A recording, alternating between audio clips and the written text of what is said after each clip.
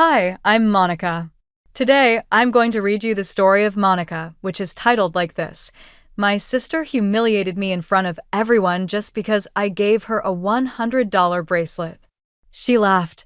I don't need such a beggarly gift.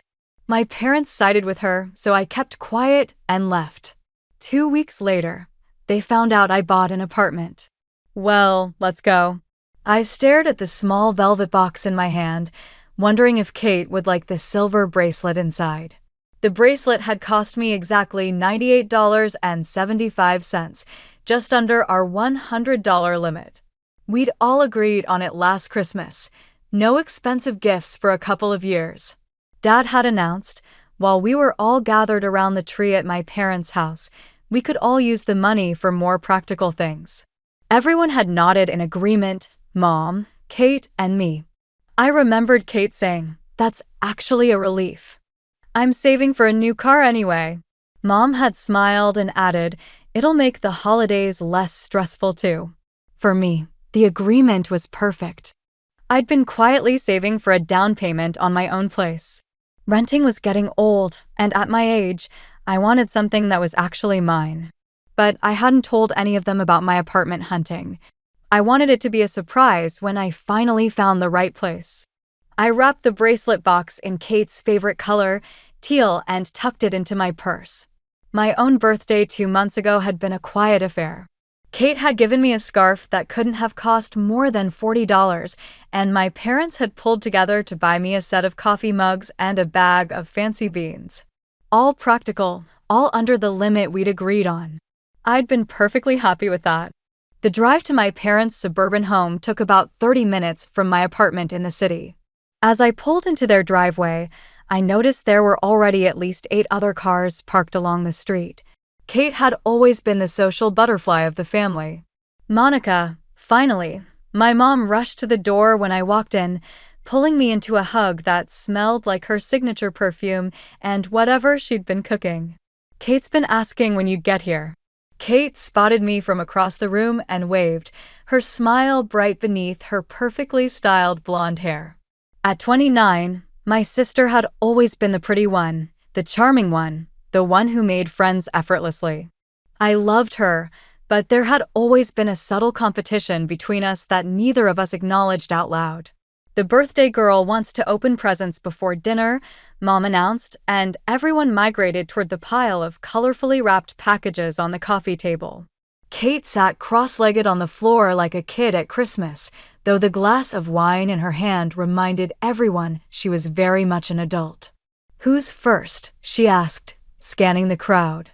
Our cousin Jen handed her a gift bag. "This one's for me and Mike."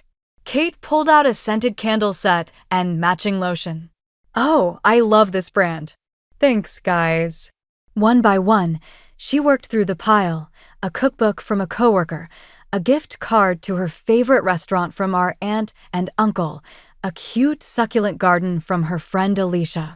My parents gave her a set of wireless earbuds, not the expensive brand, but a decent mid-range pair that probably cost around $50. "Now Monica's," Kate announced, reaching for my teal package. I felt a strange flutter of nervousness as she tore into the wrapping paper. Something about her expression, an expectant gleam in her eye, made me uneasy. The moment she opened the box, I knew something was wrong. Her smile faltered, just for a second, before freezing in place. The room seemed to grow quieter. "It's a silver bracelet," she said, lifting it from the box. The small charm dangled, a tiny silver K that I thought was a perfect personal touch. "I remembered you mentioning you wanted some new jewelry," I said, suddenly feeling the need to explain. "And the K charm made me think of you." She held up the bracelet for everyone to see. "My sister got me this cheap bracelet for my birthday? Monica, are you out of your mind?" The room went completely silent. I felt 20 pairs of eyes on me. "Kate, we agreed at Christmas, remember?" "No expensive gifts," I said, my voice sounding smaller than I intended. "You got me a scarf for my birthday, and Mom and Dad got me mugs." We all decided. "That was just a suggestion," Kate interrupted, her voice rising.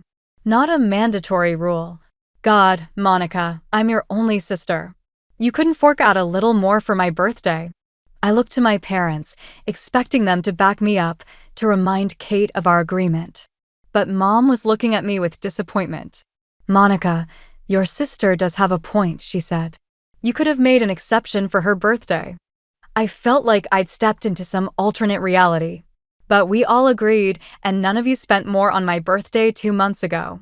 Kate's face had morphed from disappointment to disgust. She tossed the box back at me. It hit my chest and fell to the floor. I don't want your beggar's gift, she spat. I deserve better than this, Monica. You know that. My parents nodded along with her words. I felt my throat tightening, tears threatening, but I refused to cry in front of everyone. I bent down to pick up the discarded bracelet. I think I started, ready to tell Kate exactly what I thought about her tantrum, but my father stepped forward and gripped my arm. Monica, he whispered harshly in my ear, don't make a scene. Pack your things and leave now. I looked around the room, at my sister's smug face, at my mother's disapproving frown, at the curious and pitying glances from the guests. Without another word, I grabbed my purse, turned on my heel, and walked out. The drive home passed in a blur. It wasn't until I was safely inside my apartment that the dam broke. I sank onto my couch and burst into tears. Not just because of the humiliation, though that was certainly part of it, but because of the familiar pattern playing out yet again. Kate had always been the golden child. When we were kids, she'd break something, and somehow I'd end up being blamed for not watching her carefully enough. When we fought, I was the one who should know better because I was older. When Kate wanted something I had, my parents would convince me that sharing is caring, though sharing seemed to only go in one direction. I thought we were past all that. We were adults now. But apparently, nothing had changed. I made myself a cup of mint tea, my go-to comfort when upset, and checked my phone. No messages, no apologies, nothing. Fine, I whispered to my empty apartment. If that's how it's going to be. I scrolled through my contacts until I found David, the realtor who'd been helping me look for an apartment. For 2 weeks, we'd been searching, but nothing had felt right yet. I hit the call button, not caring that it was nearly 10 p.m. on a Saturday night. To my surprise, David answered. Monica, everything okay? Sorry to call so late, I said, my voice still rough from crying. I was just wondering if there were any new listings we could look at soon. There was a pause. Actually, something just came up yesterday. It's different from what you said you were looking for, so I wasn't sure if I should mention it. For some reason, I felt a flutter of excitement. I want to see it. We set up a time for Monday after work. As I hung up, I glanced at the bracelet I'd tossed onto my coffee table, the one Kate had rejected so dramatically. I picked it up, the silver K-charm catching the light. Your loss, I said aloud and clasped it around my own wrist instead. It fit perfectly. Monday morning, I threw myself into work with unusual intensity. By 4 p.m., I was watching the clock, eager to meet David at the mysterious apartment. He'd texted me the address earlier. It was in Henderson Heights, an eclectic neighborhood I'd always liked but hadn't considered living in. It was a bit farther from work than I'd planned, but suddenly that didn't seem important. David was waiting outside when I arrived, leaning against his car in front of a brick building with large windows. It looked like an old warehouse that had been converted into apartments. He led me through a small but elegant lobby with exposed brick walls and up to the 3rd floor. It's a corner unit, he explained, unlocking the door, which means lots of natural light. The moment I stepped inside, I felt it, that unexplainable feeling when something just fits. The apartment wasn't what I told David I wanted. I'd been looking for something modern, sleek, and conventional. This was different. The ceilings were high with exposed wooden beams. The living area flowed into an open kitchen with concrete countertops and a rustic island. 2 large windows faced west, promising spectacular sunsets. There was a small balcony, just big enough for a couple of chairs and a plant or two. The bedroom's through here, David said, leading me down a short hallway. And there's a home office nook in the corner. I know you mentioned wanting space to work from home sometimes. The bedroom was cozy but not cramped, with another large window and a walk-in closet that made me gasp. I've never had a walk-in closet before, I admitted, already imagining organizing my clothes by color and season. Bathrooms en suite, David continued, pushing open another door to reveal a surprisingly spacious bathroom with a clawfoot tub and separate shower. Why isn't this place being snapped up? I asked suspiciously. What's wrong with it? David laughed. Nothing's wrong with it. The owner got transferred overseas suddenly and needs to sell quickly. It's priced to move fast. The building's solid. I checked all the inspection reports. Great HOA too, from what I can tell. I walked back to the living room and stared out the window at the neighborhood below. People walking dogs, a small cafe on the corner with outdoor seating, trees lining the street. It felt alive, vibrant. I turned back to face the apartment, taking it all in again. I think it might be exactly what I need. How soon can we make an offer? The next 2 weeks passed in a whirlwind of paperwork, inspections, and phone calls. The seller accepted my offer within hours. Apparently, David hadn't been exaggerating about their need to sell quickly. The mortgage approval went through without a hitch, thanks to my excellent credit score and the substantial down payment I'd been saving for years. Through it all, I still hadn't heard from my family. Once, I almost called my mom when I signed the final paperwork, the excitement bubbling up and needing somewhere to go. Instead, I called my friends and a few coworkers I was close with. Their genuine excitement for me was exactly what I needed. We have to have a housewarming party, my friend Tasha insisted when I gave her a virtual tour via video call. Definitely, I agreed. Once I've got some furniture in here. Furnishing the apartment became my new obsession. I spent evenings browsing online for the perfect pieces that would complement the space's unique character. I splurged on a gorgeous sectional sofa for the living room and a sturdy farmhouse-style dining table. I found vintage-looking bar stools for the kitchen island at a steal and ordered a king-sized bed, an upgrade from the queen I'd had for years. The day I moved in, a few friends helped me with the heavy lifting. By evening, my bed was assembled, my clothes were hanging in my beautiful closet, and my kitchen essentials were unpacked. I ordered pizza for everyone as a thank you, and we ate sitting on my new sofa, drinking beer from the bottles because I hadn't unpacked my glasses yet. Over the next week, I continued unpacking and organizing. I hung artwork, arranged books on shelves, and placed plants strategically near windows. Each day, the apartment felt more like home. Once everything was in place, I decided Tasha was right. I needed a proper housewarming party. I created a guest list of about 15 people, friends, coworkers, my neighbor across the hall who'd already been so welcoming. Noticeably absent were any family members, no Kate, no mom and dad, none of the relatives who'd witnessed my humiliation at the birthday party. The thought gave me pause. Was I being petty? Should I at least tell my parents about the apartment? But then I remembered it had been nearly a month since Kate's birthday, and not one member of my family had reached out to check on me. The decision made itself. I sent out digital invitations for the following Saturday evening. The responses came quickly, almost everyone could make it. I planned a casual buffet with finger foods, a selection of wines and beers, and a signature cocktail I'd name after my new address. The housewarming party was everything I'd hoped for. My friends filled my new home with laughter and genuine joy. Tasha brought a small potted plant for good luck. My coworker Mike gifted me a set of fancy wine glasses. And my new neighbor, Emma, brought homemade cookies that disappeared within minutes. We took dozens of Polaroid photos throughout the night.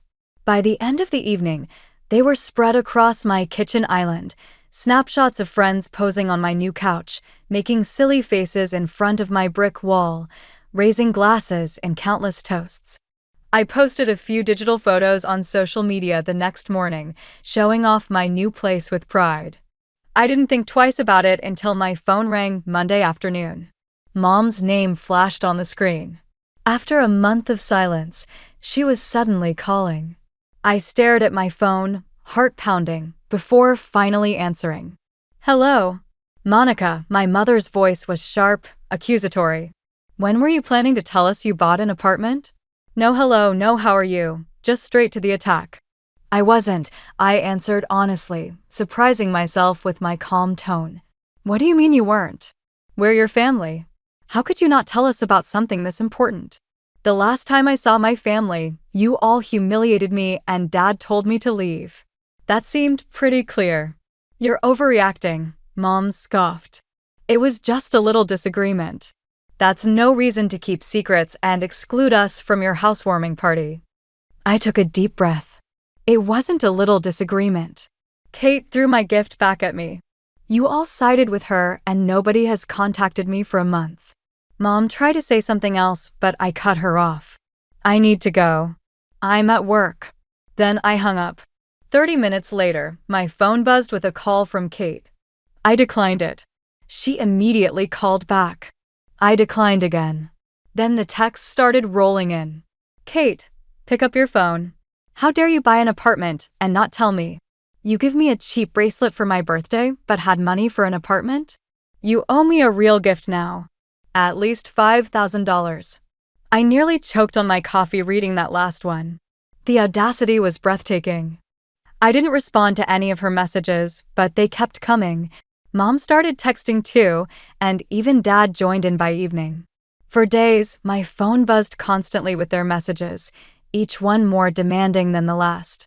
They called me selfish, scheming, dishonest. Kate even claimed in one text that I had been the one who suggested the no expensive gifts rule last Christmas, a complete rewriting of history. After a week of this harassment, I'd had enough. I sat down at my new desk and composed 3 separate emails, one to Mom, one to Dad, and one to Kate. The message was essentially the same to each of them. I needed space from our relationship. I explained that their behavior at Kate's birthday and their subsequent harassment had shown me that they didn't respect me, and until that changed, I needed distance. I felt lighter after hitting send, like I'd finally set down a heavy weight I'd been carrying. For 2 blissful days, there was silence. Then came the pounding on my door. It was Saturday morning. I was still in my pajamas, sipping coffee and reading on my couch, when the aggressive knocking startled me. I approached cautiously and looked through the peephole. My parents and Kate stood in the hallway. I briefly considered pretending I wasn't home, but they'd probably just keep coming back. Better to face them now. I unlocked the door but kept the security chain on, opening it just a crack. How did you find my address? I asked. Your cousin Jen told us, Mom said. Now let us in. We need to talk. Mental note. Remove Jen from all future guest lists. I don't think that's a good idea, I said. Monica, you're overreacting, Dad said in his authoritative voice. Let us in so we can sort this out like adults. I closed the door, removed the chain, and reopened it. They filed in, looking around my apartment with critical eyes. This is interesting, Mom said, clearly meaning the opposite. Kate rolled her eyes. So this is why you couldn't afford a decent birthday gift. I could afford a decent gift, I replied calmly. I gave you one. You threw it back at me. You're blowing everything out of proportion, Mom said. We came to tell you that you're being ridiculous. This silent treatment, these dramatic emails, this isn't how family behaves. I agree, I said. Family doesn't humiliate each other at birthday parties. Family doesn't kick members out for giving gifts within an agreed-upon price range. Family doesn't demand $5,000 gifts after finding out someone bought property. We might have overreacted a little at the party, Dad admitted. But you're the one who escalated by not inviting us to your housewarming and keeping this whole apartment purchase a secret. That wasn't escalation. That was a consequence. See? Kate threw up her hands. She's impossible. She thinks she's done nothing wrong. I didn't say that, I replied. But I'm not the one who needs to apologize first. They stared at me like I'd grown a second head. The idea that they should apologize seemed genuinely foreign to them. I think you should leave, I said after a long silence. Monica, Mom started. No, I interrupted. I meant what I said in my emails. I need space from all of you. You're not ready to acknowledge how you hurt me, and I'm not ready to pretend everything's fine when it isn't. You can't just cut off your family, Dad said sternly. I'm not cutting you off. I'm setting a boundary. There's a difference. They left reluctantly, with Mom turning at the last moment. This isn't over, Monica. After they were gone, I sank onto my couch, shaking slightly. Standing up to them had been harder than I expected, but it also felt necessary, like the final step in claiming my new life. The fallout from my family's unwelcome visit was swift and predictable. Within hours, my phone was blowing up, not just with texts from Mom, Dad, and Kate, but from aunts, uncles, and cousins I barely spoke to. Your mother is very upset, wrote Aunt Diane. Family should stick together no matter what, texted Uncle Robert. Let me mediate between you and your parents, offered Cousin Mark. I didn't respond to any of them. It was clear Mom had unleashed the entire extended family on me, hoping the pressure would make me cave. Classic manipulation tactic, one I'd seen her use on others, but never experienced myself. After a few days of this bombardment, I started declining calls from numbers I didn't recognize and set up filters on my email. The constant criticism was exhausting, and I needed it to stop. Tasha noticed something was wrong when we met for coffee that weekend. You seem stressed, she said, studying my face. Everything okay with the new place? I gave her the condensed version of the past few weeks. Kate's birthday disaster, the silent treatment, the ambush at my apartment, and the subsequent family campaign. That's toxic as hell, Tasha said bluntly when I finished. No wonder you didn't invite them to the housewarming. Am I overreacting, though? I asked, voicing the doubt that had been gnawing at me despite my resolve. They're my family. Being family doesn't give them the right to treat you like garbage, Tasha said. You set a completely reasonable boundary. If they can't respect that, it's on them, not you. Hearing someone else validate my feelings was exactly what I needed.